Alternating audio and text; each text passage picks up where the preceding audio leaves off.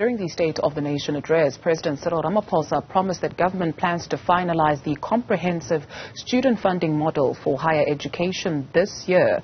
So is this just another promise? Well, let's get the view of the South African Union of Student Spokesperson Asive Dlanjwa. Asive, thank you very much for your time this afternoon. So let's take a look at two particular incidents. One at UKZN, where a building was petrol bombed as students allegedly were protesting against the 15% requirement to address historical debt.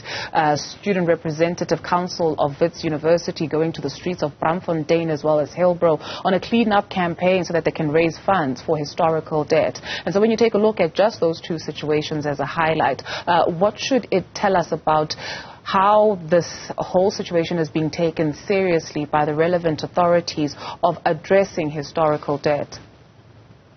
Thank you very much, student. Also, just greetings to your viewers and listeners. Number one, I think we must start by condemning in absolutely the strongest possible terms the destruction of property. We believe that, in fact, that amongst ourselves, there is no student who should destroy property, burn a building, or any other property that belongs to the people of South Africa, because we fall to us, those are thugs, and we want to encourage students and student leaders to work with law enforcement that we apprehend such thugs, because in actual fact, that property belongs to the poorest of the poor. Education means more to the poorest of the poor than it will to those that of the ruling class. So we must really condemn such incidents and say that we disassociate ourselves from them as student leaders. We are obviously encouraging students that in the event that students believe that their cries have not been heard, and their cries are not being heard by institutions of higher learning, by government and all other responsible stakeholders, that indeed they must take to the streets to make their voices heard. They must shut down campuses, they must shut down institutions, they must shut down towns, they must shut down whatever is that is at their disposal, all within the confines of the law, and anything that speaks to destruction of property or violence we condemn.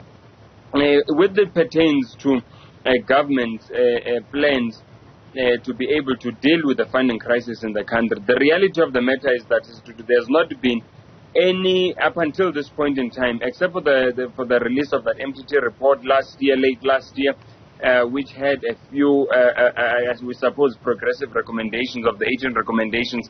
But there is no plan to assist and deal with the plight of the missing middle students. The students that are severely challenged here are the missing middle students and postgraduate students.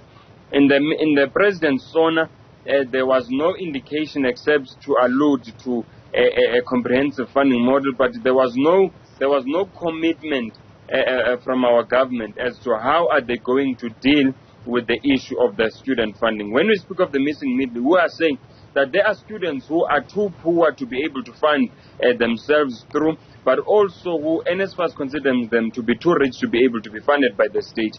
We've got more or less about 25% of the students that are currently in the sector, so which means it's a huge number. So out of just about over 1 million students, about 20% of them are in fact missing middle students. So that's a crisis. The second crisis of funding is postgraduate students. Postgraduate students do not currently have funding in South Africa. We know that NSFAS funds you for your first degree, and we know that NRF has been cut, the budget has been severely cut, that would otherwise fund postgraduate students. And we see this as an undermining the plans towards building an innovative and a developmental state, because you cannot do this outside research and innovation, and you cannot have research and innovation outside the postgraduate studies. So these are some of the funding challenges that our students are facing in institutions of higher learning, and unfortunately it would appear that there is no meaningful, sustainable and comprehensive commitment from government to deal with this blight. What is the solution? Who can you identify where it is working, that they are funding their students, even if it is partially, countries that is maybe on the continent even? And so what solutions would you then present? There are many countries and there are many models of funding public education, number one. Number two, it is not for the lack of solutions or for the lack of, to deal with the issue of the funding crisis in South Africa.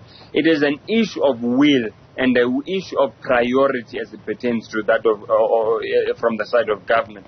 Why do we say this? Firstly of all, some of the biggest beneficiaries of public education, in particularly higher education, it is the private sector. The role that is played by the private sector in terms of funding is very minimal in South Africa, except for a few bursaries for CSR here and there, but there is no tangible commitment and funding from the private sector. And the galvanizing of the private sector to fund students should not be done through social compacts and encouraging words. No. We must be able to legislate the support of the poor and the working class, in particular from those that are beneficiaries of the public education system. What do we mean by this? We have long for many years called that there must be education tax, there must be a particular tax that can be taxed on the rich and from the private sector to be able to fund education, because they are some of the biggest beneficiaries of this education. Second, when we called on the state to give us free education, and President Zuma in 2018 announced a measure, we'll say it's a measure of free education. When the following year government increased VAT from 14 to 15%, the commitment that government had given was that would be to fund this education. And now, of that money, of that VAT, almost none of that money is coming to fund education as was premised initially. Secondly, when the people that are funded by the state is the poor and the working class.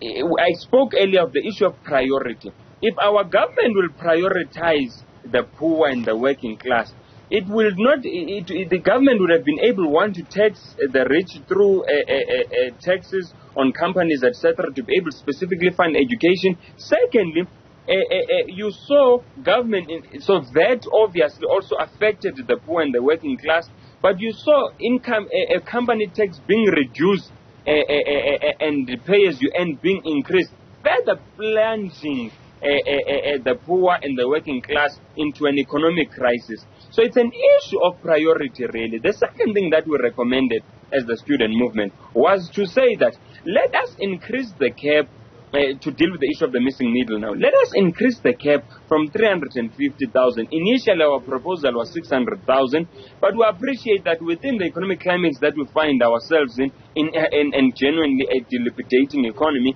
that we might not be able to reach that. So let us increase it to maybe at least 450 to 500,000.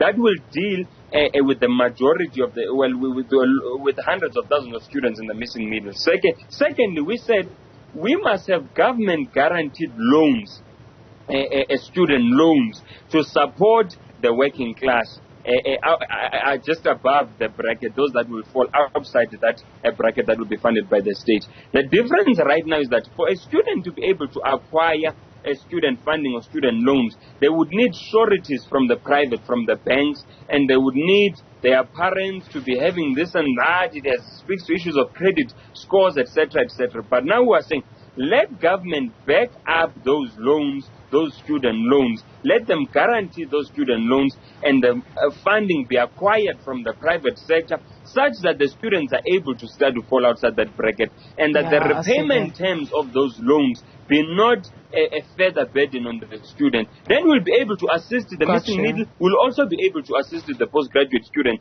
through that private sector public partnership. So those are some of the solutions which we have presented to try and deal with the issue of funding crisis in South Africa. Asive Dlanjwa speaks for the South African Union of Students. Thank you very much.